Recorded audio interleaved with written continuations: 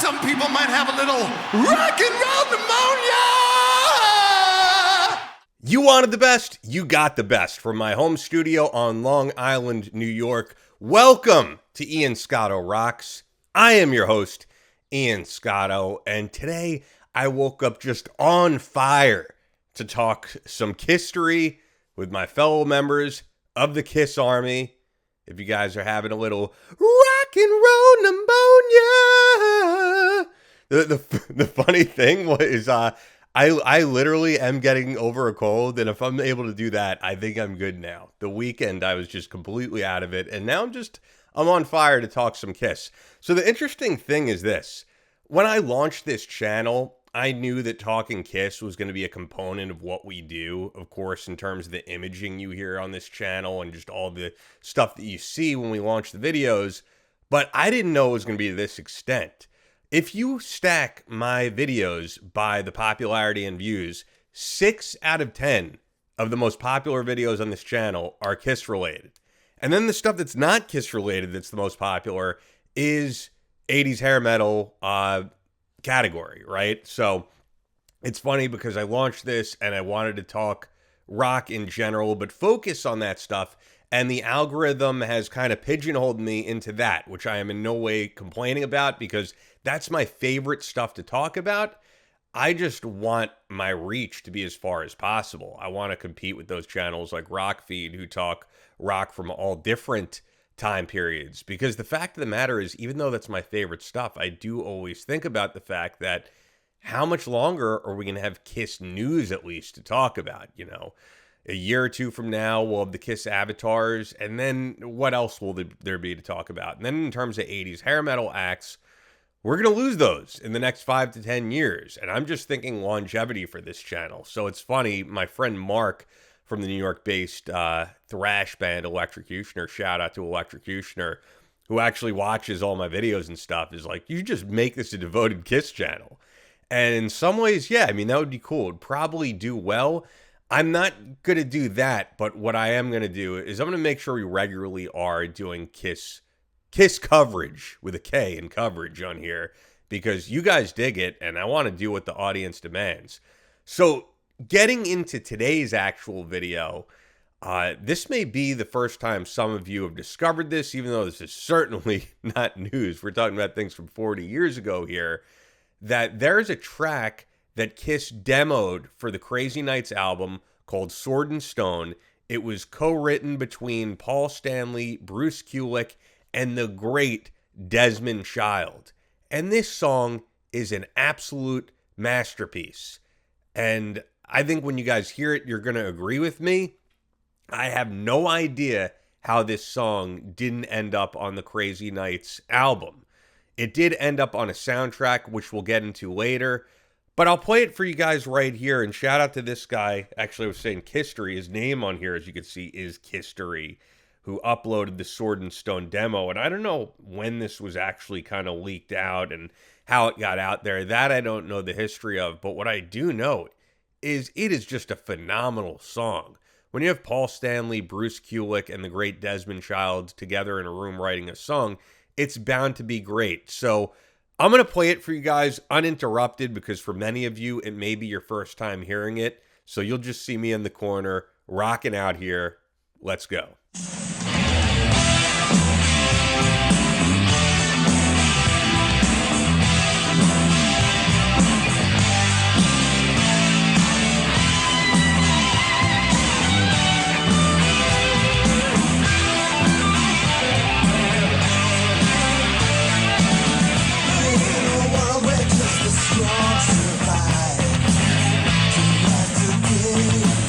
Your heart's in danger.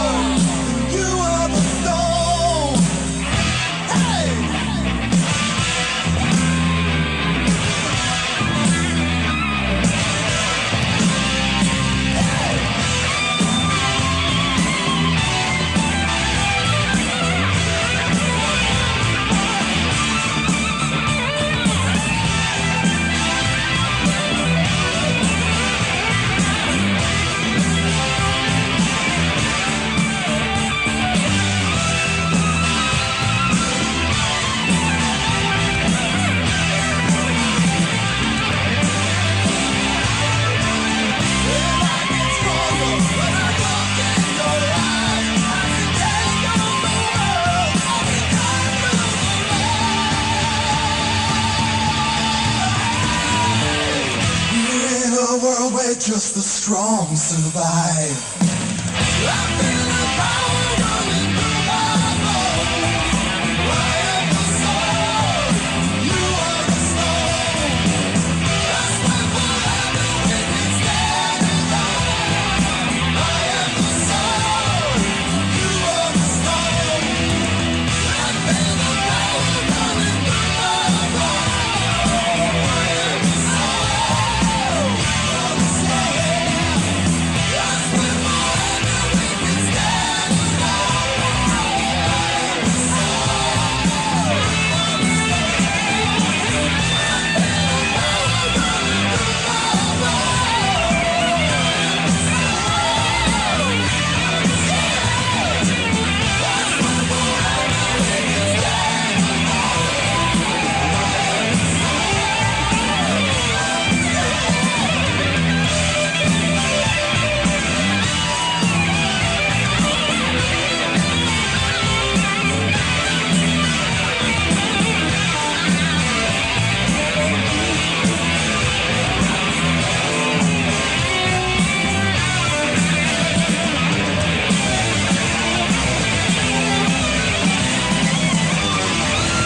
All right, that's it, people. Sword and Stone. I have no idea how that song did not end up on the Crazy Nights soundtrack. So I'm just going to look at Crazy Nights here. I mean, Crazy Nights will always be a polarizing album in the Kiss catalog. It is very much when Kiss tried to be Bon Jovi. It is very much the most pop, hair metal, Kiss-sounding album of the entire discography.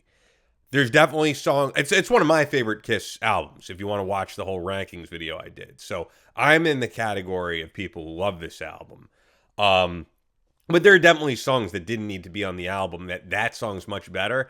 And that song, it just has more balls than a ton of songs on Crazy Nights. And I think even of the people who don't like the Crazy Nights album, they probably like that song. I mean, we're going to have different opinions in the comments section on this, but one thing I would imagine everyone is going to agree with is that song is definitely better than some songs on the Crazy Nights album. I'm going to look through this right now, and I'm going to give you my take on this, right? So let's look at the track listing here. All right, Crazy Crazy Nights is the title track. You're obviously not going to take that off. I'll Fight Like Hell to Hold You. Great song. Bang Bang You. Now, I said earlier you can never go wrong with Desmond Child, and that's a Desmond Child co-write. It's not a strong Desmond Child co-write. I would put Sword and Stone on there. That's the better Desmond Child song on this that would have been made for this album. It was demoed for this album. No, No, No. Good song. I wouldn't take it off, but Sword and Stone is better. Hell or High Water, I dig. My Way. Oh, you can't take that off. The high notes. My way. When Your Walls Come Down, I'm not taking that off. Reason to Live, I'm not taking that off. That's another Desmond Child banger. Good Girl Gone Bad, I could take that off. The problem is you'd be taking off a Gene Simmons song, and there's not as many Gene Simmons on this album, right? I mean, if I was to do the math, I mean, the stronger songs are certainly the Paul Stanley songs on this album. This is more of a Paul Stanley album. But yeah, I'd take that off. Turn on the Night, I wouldn't take off. Thief in the Night, I'd sub out for it. So, but you know what? I would say the most appropriate one to take off is I would get rid of Bang Bang You, because it's a Desmond Child co-write, and this is a better Desmond Child co-write. For those who don't know, man, Desmond Child is just a beast of a songwriter. I mean, he wrote some of the biggest hits in the Kiss catalog, and other people, Aerosmith, you know, he wrote, this is an interesting one that I found out. I think he did an interview with Eddie Trunk, because he recently, not that recently, but like in recent years, put out an autobiography. I'd love to interview Desmond. But he wrote the song Heaven's on Fire, and then he also wrote the Bon Jovi song In and Out of Love, and he kind of recycled half of that chorus. And I didn't pick up on this until he mentioned it.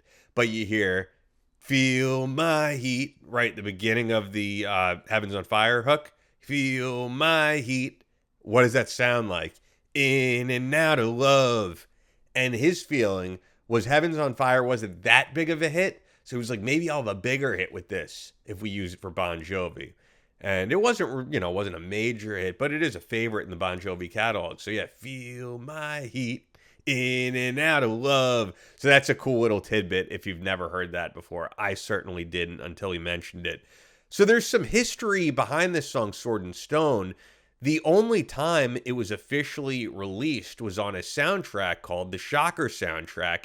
And most of the songs on that soundtrack did involve Desmond Child and Paul Stanley in a supergroup that they did called Dudes of Wrath. I love the name. It's just deliciously cheesy.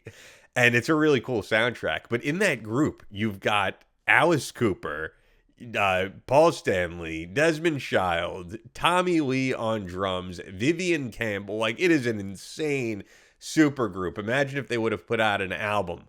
But they're not who performs Sword and Stone. It's actually a band called Bonfire that re-records it for that album. And I wonder if maybe Paul and Desmond and Bruce thought they would have a bigger hit with it. But as far as I know, that band didn't really go anywhere. They're one of many 80s hair bands that, you know, just never really had anything prominent. But yeah, they're on the Shocker soundtrack, along with Soraya, if you remember that group out of New Jersey, female-fronted group. And it's a cool soundtrack. Another group who did a cover of this is a newer group called Crazy Lixx, and they do a phenomenal cover, which I highly recommend you check out. However, I do have to take issue with them because I noticed something. So before I uploaded this video, you guys often say, like, why don't you play some music? Like when I was doing the video about why did Eric Carr play so fast in the 80s, they're like, well, you didn't play any examples of it. It's because the video just automatically gets demonetized. AI can pick up on everything now, so I really can't play that much audio anymore. So I was like, if Kiss never released this, the Shocker soundtrack is long out of print. Am I going to get a copyright strike if I put this video up? And sure enough, I do get a copyright strike for playing that whole song, unfortunately, which I would understand if it was from the songwriters, but it's not from them. I got a copyright strike from Crazy Lixx, which I don't understand. How do you guys, if anyone from that camp is watching this, you do not have the copyright of that song. Or you shouldn't, because you had nothing to do with the writing of that song. I think those guys are younger than me, all right? So they probably weren't even born, some of them, when that song was made. So I don't know how they have copyright to it. This is definitely not a shot at them. So I am going to dispute this. And if you don't see ads on this video, it probably means they're getting the revenue, which is kind of bullshit. It's not their song. I don't know how that worked out. I'm not blaming them. It could be an error on, someone from their camp's part. But yeah, that's not their original song. But they did a killer cover of it. And I wanted to play it for you guys regardless of if this video gets monetized or not, because I feel like the video wouldn't be as good without playing it. So let me know what you think. And if you do want to show some love, since it's possible this video won't be monetized, I would highly appreciate it if you click the thanks button below and send us a super thanks. That really means a lot. You can check out the merch store. We've got kick-ass merchandise, great t-shirts. Maybe not as cool as this Ace Frehley shirt, but pretty damn cool merch. And the Ian Scotto Rocks coffee mug. And yeah, guys, I mean, that's really all I plug here is my merch. And, you know, if you guys want to hook it up in the super thanks. But I'm not doing a members only section or a Patreon anytime in the near future unless I could really think of some value added to do that, because any video I do, I want to be great. I'm not going to put anything up on here that's crap. And because of that, I don't want to then just have to, you know, make extra material that's not as good, that's not for the masses, just to make an extra buck. I really think the long-term vision for this channel is to blow it up and make all the content free for you guys to watch. And if it's good, you know, the algorithm will suggest it to the people who are meant to see this. So, yeah, if that's you and the algorithm did show you this and you want more great content like that, be sure to subscribe. One video I did that certainly is getting monetized is the deep dive on Mark St. John, which I absolutely loved doing. And if you're a Kiss fanatic and a member of the Kiss Army, click right here to watch that video. I guarantee you're going to learn some things about Mark St. John that you never heard about before.